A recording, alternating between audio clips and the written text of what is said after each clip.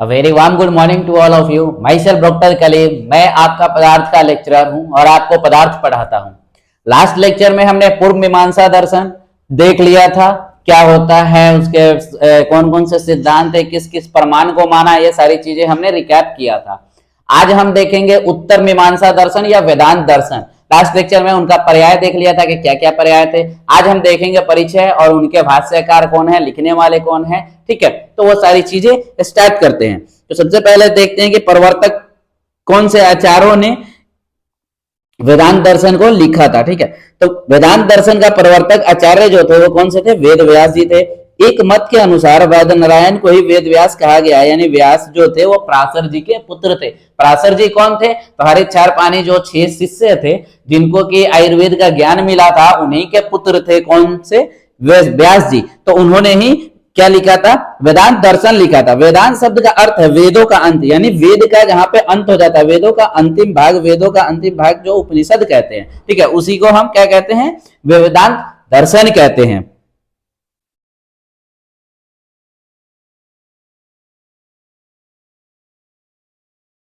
उसके बाद देखते हैं हम वेदांत दर्शन का परिचय के बाद हम देखेंगे इनके सूत्र क्या क्या है। ठीक है, इनके थोड़ा सा आचार्य के बारे में देख लेते हैं। तो वेदांत दर्शन और उनके आचार्य, उनके ग्रंथ। तो वेदांत दर्शन के आचार्य और उनके ग्रंथ, वेद व्यास, महर्षि वेद व्यास ने क्या लिखा था? वेदांत सूत्र या उत्तर मीमांसा सूत्र की रचना की थी और उसी से क्या बना था? वेदांत दर्शन बना था। कौन सा सूत्र बनाया था उन्होंने? उत्तर मीमांसा या वेदांत सूत्र लिखा था उन्होंने। किसने लिखा था? महर्षि वेद व्यास जी ने। और उसी से क्या बना था? वेदांत दर्शन बना था। ठीक है, बाद में बहुत सारे भाष्यकार लिखे थे लेकिन वो हमारे लिए इंपॉर्टेंट नहीं है, तो वो हमें देखने की नीड नहीं है। ठीक है, अब हम देखते हैं कि वेदांत के जो सूत्र हैं, तो वेदांत दर्शन के जो सूत्र है वो इंपॉर्टेंट नहीं है, एग्जाम में कभी पूछे नहीं जाते हैं। जो प्रथम दूसरा सूत्र है ये सब कभी नहीं पूछे जाते हैं। इसमें से एक ही सूत्र पूछा जाता है, वो है विवर्तवाद। यानी विवर्तवाद क्या है? तो विवर्त का जो अर्थ होता है, विवर्त का अर्थ क्या होता है? विवर्त का अर्थ होता है भ्रम या विपर्य, भ्रम पैदा करना या किसी के चीजों में संदेह पैदा करना। जो वस्तु जैसी है उसे वैसी ना समझकर उसका अलग ही ज्ञान होना, उसे ही सत्य समझना विपर्य कहलाता है। यानी मान लो ये कलम है, हम मान रहे हैं ये कलम है, लेकिन इसे हम कलम, ये पेंसिल की तरह भी दिख रहा है, तो हम पेंसिल मान करके मान ले कि ये पेंसिल है, तो यही क्या कहलाएगा? विवर्तवाद कहलाएगा। तो यहीं से ये क्वेश्चन आता है, कभी कभी पूछ देता है विवर्तवाद 2 नंबर में कि आपको लिखने के लिए, यानी परिभाषा देने के लिए। तो कार्य, यह कारण का विवर्त है। केवल देखने में ऐसा प्रतीत होता है कि कार्य कारण वास्तविक रूपांतर है, परंतु सत्य कुछ और होता है। यानी हमें देखने में लगता है कि ये चीज है, लेकिन रियलिटी कुछ और होती है। रियल में ये क्या है? ये पेन है, पर देखने में पेंसिल जैसा लग रहा है, तो कुछ बच्चे इसे पेंसिल भी कह देंगे। ठीक है, तो क्या ये पेंसिल है? नहीं है, लेकिन इसे पेंसिल मान लेना विपर्य, इसका विपर्य कहलाता है। और विपर्य क्या कहलाता है? विवर्तवाद कहलाता है, यानी कि उसमें किसी चीज को मान लेना। ठीक है, विवर्तवाद कहलाता है। उसके बाद दूसरा जो सिद्धांत है, इसमें पंचीकरण सिद्धांत भी कभी कभी पूछ देता। तो पंचीकरण सिद्धांत के अनुसार जिस महाभूत का निर्माण होना होता है उसका आधार सूक्ष्म महाभूत और शेष आधा भाग अन्य 4 सूक्ष्म महाभूतों का 1/8 भाग होता है। पंचीकरण सिद्धांत ये कह रहा था किसी भी महाभूत का जब निर्माण होता है तो उसमें उसका महाभूत का सूक्ष्म भूत होता है और आधा भाग में अन्य 4 सूक्ष्म महाभूत होते हैं, जिसका कितना हिस्सा होता है? 1/8 यानी अन्य जो जितने भी महाभूत होते हैं उनकी 1/8 भाग होता है। और जो शेष आधा बच जाते हैं, आधा में वो महाभूत होता है जिसकी रचना होनी होती है। जैसे जल हो रहा है तो बाकी के जो 4 है उनका 1/8 भाग होगा और जल का आधा भाग होगा। ठीक है, तो वो पूरा मिला करके एक पंचीकरण बनाएगा, यानी पंच महाभूत बनाएगा। उसी को हम पंचीकरण सिद्धांत कहते हैं। अब देखते हैं कि वेदांत दर्शन ने किस किस परमाणु को माना है। तो वेदांत दर्शन ने 6 परमाणु का वर्णन किया है। तो 6 परमाणु कौन कौन से है वो देखते हैं। तो 6 परमाणु है प्रत्यक्ष, अनुमान, उपमान, शब्द, अर्थ, उत्पत्ति और अभाव। प्रत्यक्ष को भी इन्होंने माना है, अनुमान को भी माना है, उपमान को भी माना है, शब्द को भी माना है, अर्थ को भी माना है और अभाव को भी माना है। ठीक है, तो यहीं पे एक बार देखते हैं कि वेदांत दर्शन क्या आयुर्वेद में क्या महत्व है, क्या रिलेशन है, क्या कोरिलेशन। तो वेदांत दर्शन ने भी 6 परमाणुओं में से 4 परमाणु का वर्णन आयुर्वेद में किया गया। वेदांत दर्शन 6 परमाणु को मानते हैं, लेकिन उसी में से 4 परमाणु आयुर्वेद ने भी माना है। तो ये एक कोरिलेशन है। पंचीकरण सिद्धांत का वर्णन दोनों शास्त्रों में किया गया है, आयुर्वेद में भी और वेदांत दर्शन में भी। That's it. यहां तक आपको पूरे आस्तिक दर्शन कंप्लीट हो गए हैं। अब हम स्टार्ट करेंगे कौन सा, नास्तिक दर्शन। नास्तिक दर्शन क्या होते हैं, कौन कौन से हैं, क्या क्या उनका परिचय है, क्या प्रमाण है, ये सारी चीजें देखेंगे। तो सबसे पहले एक टेबल देखते हैं नास्तिक दर्शन के बारे में, कौन कौन से आते हैं।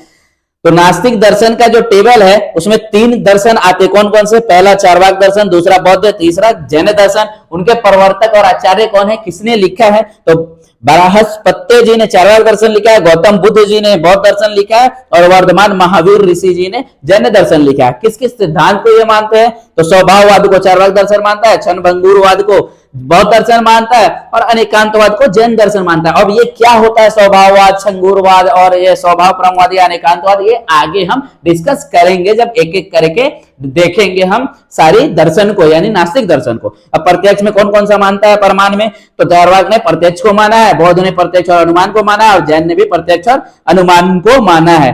चार्वाक दर्शन ने अनुमान को नहीं माना है। अब पर्याय क्या क्या होता है, तो जो चार्वाक दर्शन है उनका पर्याय होता है लोकायत दर्शन या बृहस्पति दर्शन, तथागत दर्शन और सौगत दर्शन बौद्ध का होता है, ठीक है। और जो जैन दर्शन है उनका आहर्त दर्शन क्या होता है, पर्याय होता है। तो ये सारे पर्याय होते हैं। तो आइए एक एक करके हम देखते हैं नास्तिक दर्शन। तो जो सबसे पहला हमारा दर्शन आता है वो आता है चार्वाक दर्शन। इसका अभी अभी हमने देखा था,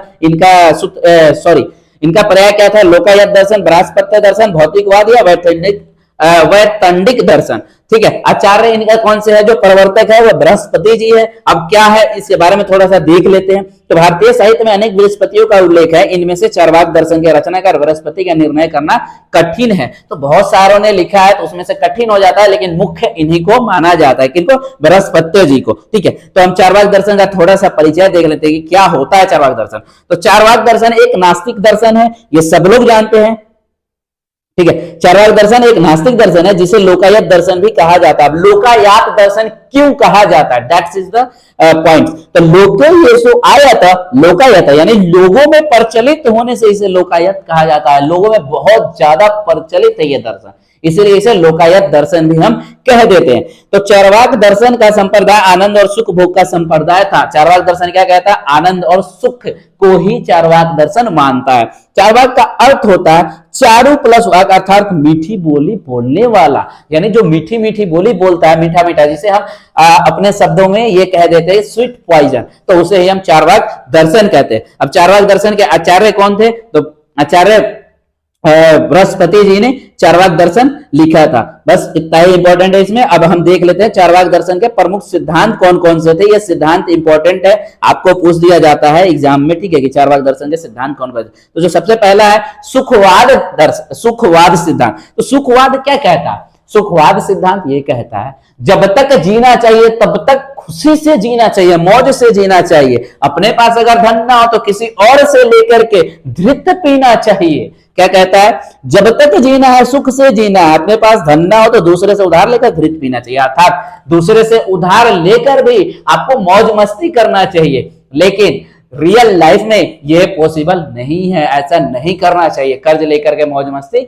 नहीं करना चाहिए। कॉलेज में बहुत सारे बच्चे होंगे आप में से जो कॉलेज में उधार ले लेकर के मौज मस्ती कर रहे होंगे, गुलछर्रे उड़ाए रहे होंगे, घूम रहे होंगे, गर्लफ्रेंड घुमा रहे होंगे, लड़कियां बॉयफ्रेंड घुमा रहे होंगे। ये सब गलत चीज है। तो आपको नास्तिक दर्शन की तरफ नहीं जाकर के आपको आस्तिक दर्शन की तरफ जाना है, यानी जितना पैर चादर हो हमारे पास उतना ही पैर फैलाना चाहिए, ठीक है। आप आगे का नहीं सोचना चाहिए, इनका कहना ये है, ठीक है, लेकिन अपने हिसाब से आगे का सोचकर चलना चाहिए, ठीक है। तो स्वभाव सुखवाद समझ गए होंगे आप क्या कहता है। सुखवाद यही कहता है जब तक जीना चाहिए मौज से जीना चाहिए, खूब मस्ती करना चाहिए, खूब मजे करना चाहिए, बाद में का नहीं सोचना चाहिए, ठीक है। दूसरा है प्रमाणवर्ग।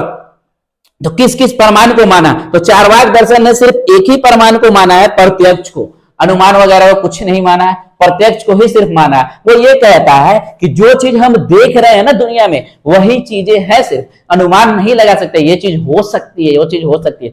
जैसे बहुत लोग हम लोगों में अनुमान लगाता है ना कि हम मर जाएंगे तो हमें स्वर्ग मिलेगा, वो मर जाएगा तो उसे नर्क मिलेगा, लेकिन चार्वाक दर्शन इसे नहीं मानता है। चार्वाक दर्शन क्या कहता है कि भाई जो दुनिया में हम जी लेंगे ऐश मौज कर लेंगे वही क्या होगा, हमारा स्वर्ग होगा, और जो दुनिया में हम कष्ट काट लेंगे वही क्या होगा, हमारा नरक के बराबर होगा। अब देखते हैं चार्वाक दर्शन और महाभूत। चार्वाक दर्शन किस किस महाभूत को माना, तो चार्वाक दर्शन ने केवल 4 ही महाभूत को स्वीकार किया, पृथ्वी, जल, तेज और वायु। ठीक है, चार्वाक दर्शन ने आकाश को नहीं माना है। क्यों नहीं माना है, क्योंकि वो अनुमान नहीं लगाता, कि वो ये कहता है कि आकाश को हमने कभी स्पर्श नहीं किया है, मतलब उससे छू पाना पॉसिबल नहीं है, अनुभव कर पाना पॉसिबल नहीं है, इसलिए उसे नहीं माना है। चार्वाक दर्शन और आत्मा में क्या रिलेशन है, तो चार्वाक दर्शन ने आत्मा को भी उपस्थिति नहीं मानता, आत्मा के बारे में नहीं मानता है, कहता है कि कोई आत्मा नहीं होता, जीवित शरीर जो है हमारा, चिंतित शरीर जो है वही आत्मा है, वही शरीर है, जब तक हमारा शरीर है तब तक आत्मा है।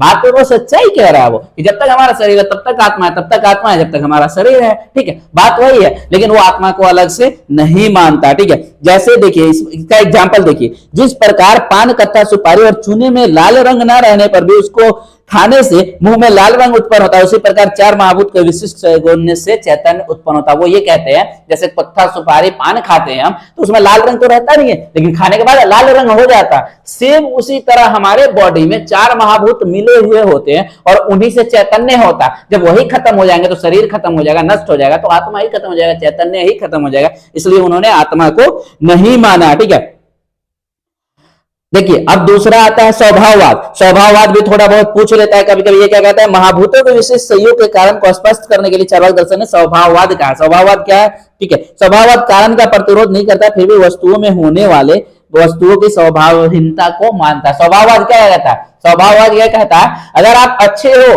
तो हमेशा अच्छे कर्म ही करोगे, यही आपका स्वभाव है। आपका स्वभाव क्या है, आप स्टूडेंट हो तो आप हमेशा पढ़ाई ही करोगे, यही आपका स्वभाव है, तो यही स्वभाववाद मानता है कौन, चार्वाक दर्शन। ये कहता है कि अगर अग्नि में शीतलता नहीं होगी तो वो कभी नहीं आएगी, अग्नि में उष्णता है तो उष्णता ही रहेगी, जल में शीतलता है तो शीतलता ही रहेगी, यही स्वभाववाद कहलाता है। अब चार्वाक दर्शन और ईश्वरवाद, तो चार्वाक दर्शन ने ईश्वर को नहीं माना है, कहा है कि ईश्वर को हम देख नहीं सकते हैं, प्रत्यक्ष अनुमान नहीं है, इसलिए उनका कोई अस्तित्व नहीं है, इसलिए हम नहीं मानते हैं। ठीक है, जैसे देखिए ये क्या कहते हैं, इसका एग्जांपल, चार्वाक दर्शन का मत है कि बीज से अंकुर का उत्पन्न होने में ईश्वर की भूमिका नहीं है, अंकुरित उत्पत्ति मिट्टी और जल के संयोग से ही होती है, यानी जल और मिट्टी जब संयोग में आएगा, उसमें बीज रखेंगे तो वो अंकुरित हो जाएगा, ये उनका स्वभाव है, किसका, बीज का, न कि कोई ईश्वर आकर के उसमें से उसे उत्पन्न करता है, ये मानता है चार्वाक दर्शन। अब चार्वाक दर्शन और मोक्ष क्या मानता है, चार्वाक दर्शन मोक्ष को नहीं मानता है, ये नहीं कहता कि आगे हमें स्वर्ग मिलेगा, नर्क मिलेगा, वो कहता है दुनिया में जो हमें सुख मिल गया वही हमारा स्वर्ग है, और दुनिया में जो हमें कष्ट मिल गया वही हमारा नर्क है। तो इनके बारे में अब देखते हैं कि चार्वाक दर्शन और आयुर्वेद में क्या क्या सिमिलरिटीज है। तो चार्वाक दर्शन और आयुर्वेद दोनों प्रत्यक्ष प्रमाण को मानते हैं, परंतु चार्वाक दर्शन प्रत्यक्ष अतिरिक्त अन्य किसी प्रमाण को नहीं मानता। चार्वाक दर्शन ने 5 में से 4 महाभूतों को ही सिर्फ स्वीकार किया, 5वां आकाश को नहीं माना है उन्होंने। आयुर्वेद में वर्णित स्वभाव परमवाद की तरह चार्वाकवाद भी स्वभाववाद, जैसे आयुर्वेद में स्वभाव परमवाद था ना, कि जिसका जो स्वभाव होगा वही करेगा वो, उसी तरह इन्होंने भी स्वभाववाद का वर्णन किया है। तो आज के लेक्चर्स में इतना ही देखते हैं, एक ही दर्शन कंप्लीट करते हैं नास्तिक का। नेक्स्ट लेक्चर्स में हम दोनों नास्तिक दर्शन को कंप्लीट करेंगे और इस चैप्टर्स के सारे क्वेश्चंस देखेंगे, किस टाइप के क्वेश्चंस आ सकते हैं आपके एग्जाम में, कैसे क्वेश्चंस आते हैं और उसे आंसर में कैसे क्या कितना लिखना है। फिर मिलते हैं हम नेक्स्ट लेक्चर में। Thank you.